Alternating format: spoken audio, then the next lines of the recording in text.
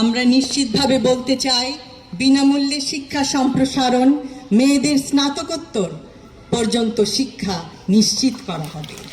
কোনো কন্যা শিশু আর মন খারাপ করে থাকবে না যে কখন তার সমস্ত স্বপ্ন চুরমার হয়ে পড়ে যাবে।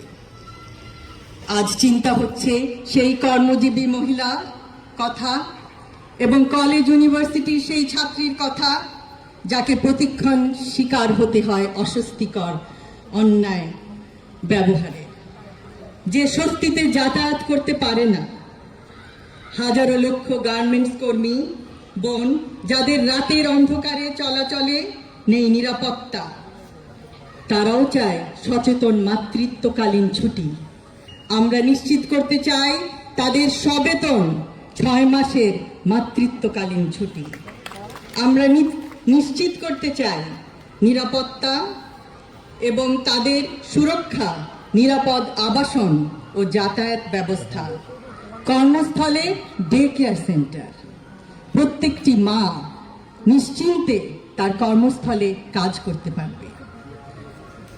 আজ মনে পড়ে সেই বয়োবৃদ্ধ নারীর কথা যাকে শেকলে করে বেঁধে দিয়েছিল একটি গেটের, বৃদ্ধাশ্রমের একটি গেটের সঙ্গে তার পরিবারের লোকজন।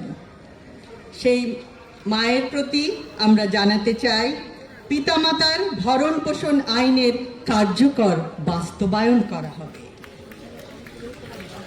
আজ মনে পড়ে সেই হতভাগা গৃহিণীর কথা যিনি আত্মহত্যার পথ বেছে নেয়। কেন? কারণ ছেলে মেয়েদের তিনি অন্ন সংস্থান করতে পারেন না। আমরা নারী সাপোর্ট সেল গড়ে তুলব, উদ্যোক্তা নারীদের আর্থিক ও দক্ষতা সহায়তা প্রদান করব, আনুষ্ঠানিক অর্থনৈতিক খাতে নারী কর্মস্থান বৃদ্ধি করা হবে।